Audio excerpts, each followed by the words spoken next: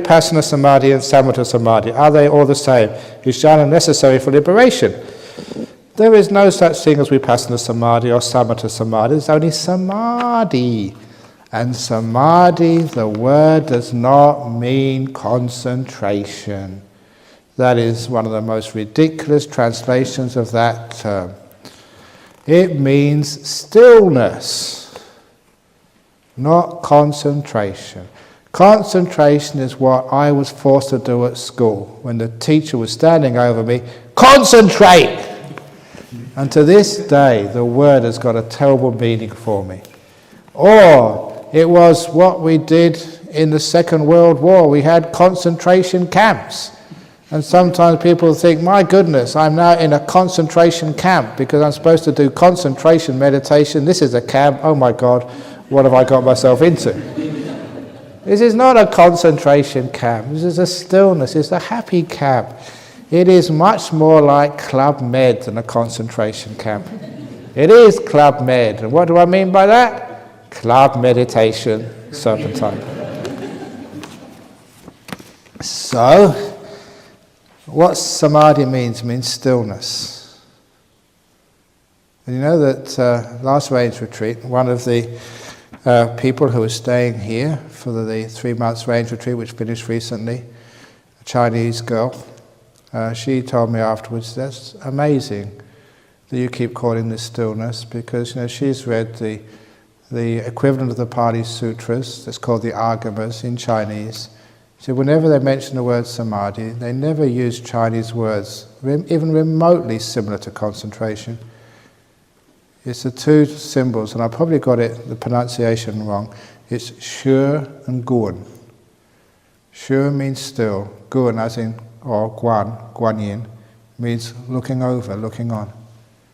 Still and mindful was the translation used in all of the Chinese texts for the word samadhi. Nothing to do with concentration. Still and aware. It's beautiful to have that sort of confirmation. And once you take the word concentration away, that solves all the problems of what you think this samadhi is. And all of the terrible conflict between vipassana and samatha, that is way past its use by date. No conflict at all. Samadhi, still, looking on. Samatha vipassana, combined in the one word, samadhi. So that's what we're doing. Because when we're still, then we're mindful. When we're mindful, we become still. That simile which I gave in the first evening, walking up the hillside. When you go fast, you just can't see. You're not mindful. You're not aware. Things are moving too fast. They don't fully form in your senses. When you go slower, you're more mindful. You see more. And it's more delightful. When you stop, when you're perfectly still, that is when you get the insight. That's when you see things properly. And you also get happiness too. So really, samatha, vipassana, and joy, they go together. I don't know why people keep missing out the joy part. Because they miss out the joy part, they think, this is hard work. If I'm going to be enlightened, I've really got to work hard. If I'm going to have insight, I have to really work hard. If I'm going to get jhanas, I have to really work hard. Many people will be working hard, they've got no insights at all. Working hard, no stillness at all. Working hard, no happiness at all. Going in the wrong direction. Still. Sure. Maybe that's where we get the English word from. Shh. Be still. I know, is that true? I don't know. Any linguists here? Probably not. And guan, just looking on. It's a beautiful word. Now you know what meditation is. Be still, just look on. That's samadhi.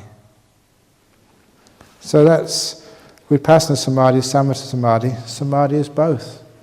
And also sukha samadhi, happiness as well. So if you've think you have samadhi, but you haven't got a smile on your face, I'm sorry, that's not samadhi. You may be concentrating, You may be on the outside still. Just like those guards outside Buckingham Palace, they're so still. But do you think they're going to get in line? Do you think they're in jhana? No way, that's total force, total control. That's not the way to meditate, not like a guard on Buckingham Palace.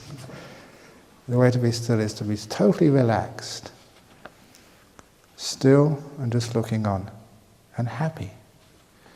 That's actually the way. And jhana necessary for liberation? Of course it is.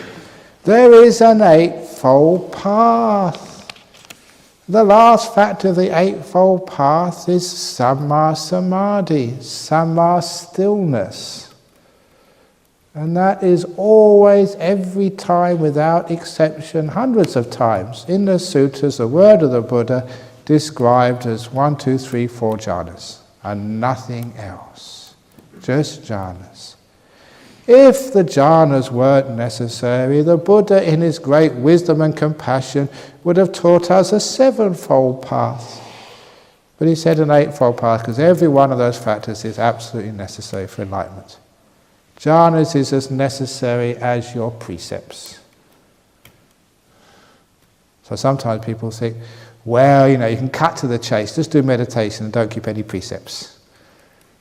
So they only do actually a fivefold path, because 3 of the paths are all about precepts, about your conduct. So no, you can actually do the whole eightfold path and then you get enlightened. So yeah, jhana is necessary for liberation. No doubt about that. Any arguments? It's really nice to have an argument in the evening. It really gets people excited. Okay. And if you doubt that, I'll show you the text which, from the word of the Buddha, where it says that specifically, without any shadow of a doubt. When I'm tired doing meditation, bad thoughts come.